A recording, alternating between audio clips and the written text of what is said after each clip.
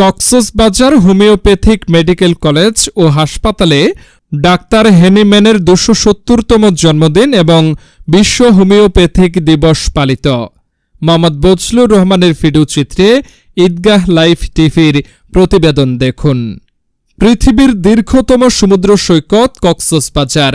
সমুদ্র সৈকতে নিকটবর্তী কক্সবাজার জেলা শহরের প্রাণকেন্দ্র আলীর জাহানে অবস্থিত কক্সবাজার হোমিওপ্যাথিক মেডিকেল কলেজ ও হাসপাতালে হোমিওপ্যাথিক চিকিৎসার জনক ডাক্তার স্যামুয়েল হেনিম্যানের ২৭০তম জন্মদিন পালিত হয়েছে।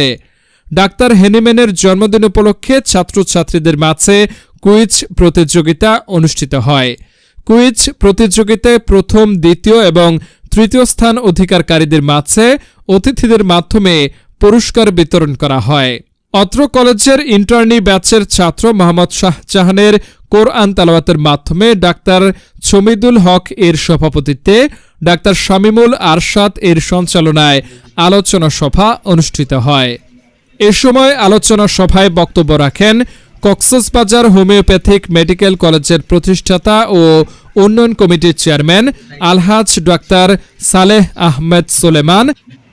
আমরা মহিউদ্দিন চৌধুরীর কাছে অনেকদিন আমি আমার শ্বশুর দৌড়াইছিলাম 7 ঘন্টা জায়গা দেন, ওখানে ভবন করা হোক সিটি কর্পোরেশন, এই কলেজ জাকির হোসেন কলেজ। ওনারা কোনো না কোনো কারণে দিতে পারেন নাই। পরবর্তী মঞ্জুর আলম মঞ্জু আমাদের আত্মীয় হয়ে, আমার শ্বশুরের আত্মীয়, ওনাকে ধরে রাত দিন ওনার বাসায় গিয়ে অনেক বুঝিয়ে আমরা সেই জায়গা করছি। সেই জায়গা করে সেখানে 6 তলা 10 তলা বিশিষ্ট ভবন হয়েছে। সেখানে এই কলেজ এখন ডিগ্রি কলেজ হওয়ার জন্য প্রক্রিয়াধীন আছে। সেই কলেজের অধ্যক্ষ আমিন সাহেবকে আমরা রাত দিন সহযোগিতা করেছি নেপের পিছনে থেকে। তিনি সফলতার সাথে সুন্দরভাবে কলেজটি তার পরবর্তী কর্তৃপক্ষের কাছে বুঝিয়ে দিয়েছেন এবং বাংলাদেশে এরকম 10 তলা বিশিষ্ট দালান আর একটি হোমিওপ্যাথি কলেজ নেই। এবং চট্টগ্রামের বিভাগে যদি হয়ে থাকে তাহলে ওনার এই কলেজটি হবে। এটা একটা ঘটনা আপনাদেরকে বললাম যে অনুপ্রেরণা, আগ্রহ থাকলে সবকিছু সম্ভব। সেই কলেজ থেকে যেহেতু উনি অপশন নিলেন, তখন আমি চিন্তা করলাম আমি তো থাকি চিটাগং, আর এইখানে এসে কলেজ করা, কলেজের অবকাঠামো দাঁড় করানো, ম্যানেজমেন্ট দাঁড় করানো, পাঠদান সহ সব কিছু, স্বীকৃতি আদায়ের যাবতীয় প্রক্রিয়া সব কিছু করার একটা অভিজ্ঞ লোকের দরকার। আমরা এই কলেজের স্বীকৃতি আদায় করে পূর্ণাঙ্গ কলেজে যেন চালু করতে পারি, এই জন্য ওনাকে এখানে এনে আমরা দিয়েছি। কেউ কেউ আবার বললেন যে একটা অধ্যক্ষ আছে এখানে, আবার একটা ওনার অধ্যক্ষ হওয়ার সুযোগ আর নাই, যেহেতু উনি অবসরপ্রাপ্ত অধ্যক্ষ, তো উনি আছেন। ওনাকে বিকল্প হিসাবে ওনাকে সুপারিনটেন্ডেন্ট বলেন কর্ম একটা ক্ষমতা আমরা দিব, যাতে উনি এই কলেজের দেখভাল করার জন্য সুযোগ পায়। ডাক্তার নুরুল আমিন, সাবেক অধ্যক্ষ Zakir Hossain, homeopathic medical college, Chattogram. কিন্তু আপনারা হলেন কক্সবাজার, আপনাদের দায়িত্বটা সবচেয়ে বেশি। এই জন্য আমি আপনাদেরকে এই 4 জন মধ্যে সবার সম্মিলিত প্রচেষ্টায় এই কলেজটা কীভাবে দাঁড় হয়ে যাবে ইনশাআল্লাহ।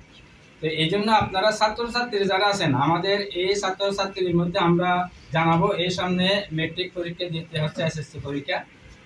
এই এসএসসি পরীক্ষার মধ্যে এসএসসি পরীক্ষার পরে ছাত্রছাত্রীরা পাশ করার পরে তারা একটা নির্ধারণ করবে যে কোথায় গিয়ে আমি আর এসএসসির পরে লেখাপড়া করবো। অনেকে এসএসসির পরে আবার বেশি যেতে পারে না।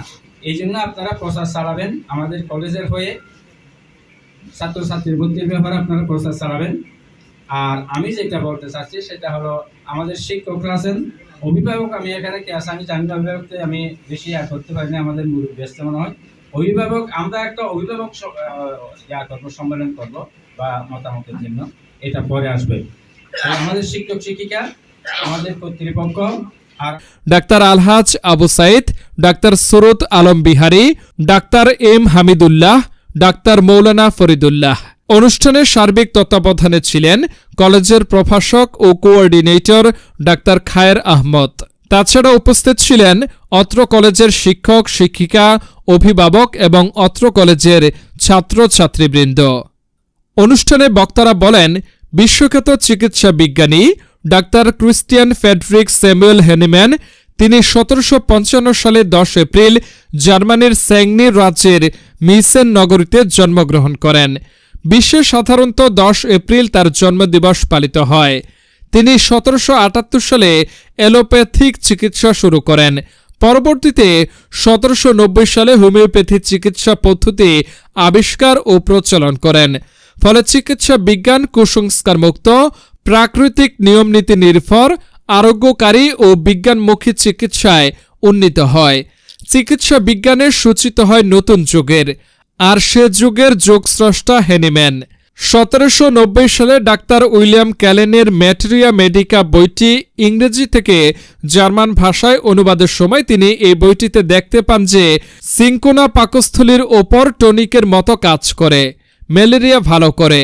তিনি নিজের সুস্থ শরীরে গাছের ছালের রস সেবন করে শরীরে ম্যালেরিয়ার জ্বরে আক্রান্ত হন। এর ফলে তিনি নিশ্চিত হন যে কোনো ওষুধ সুস্থ দেহে যে রোগ লক্ষণ সৃষ্টি করে তা এর সদৃশ প্রাকৃতিক লক্ষণের রোগীকে আরোগ্য করতে পারে। তার আবিষ্কৃত এই সদৃশ চিকিৎসা পদ্ধতিকে তিনি 1796 খ্রিস্টাব্দে হোমিওপ্যাথি নাম দেন। বর্তমান এ জগতের এক মহান ব্যক্তি, নোবেল বিজয়ী হোমিওপ্যাথি চিকিৎসার বিজ্ঞানী জর্জ ভিটেকিলাস তার গবেষণা পদার্থ বিজ্ঞানীরা সমর্থন করতে বাধ্য হয়েছেন। ঔষধের অণুবটিকা সূক্ষ্ম হতে সূক্ষ্মতম মানবদেহে কিভাবে প্রবেশ করিয়ে রোগীকে আরোগ্য করে তা জর্জ ভিটেলিকাস প্রমাণ করে দিয়েছেন। তিনি আমাদের বর্তমান হ্যানিম্যান। তিনি আরও বলেন, হোমিওপ্যাথিক চিকিৎসকরা ডাক্তার হ্যানিম্যানের নির্দেশিত পথে আরও বেশি নিবেদিত হয়ে রোগীকে আদর্শ আরোগ্য করাই হবে আমাদের একমাত্র লক্ষ্য ও উদ্দেশ্য। পরিশেষে মোনাজাতের মাধ্যমে অনুষ্ঠান সমাপ্ত ঘোষণা করা হয়।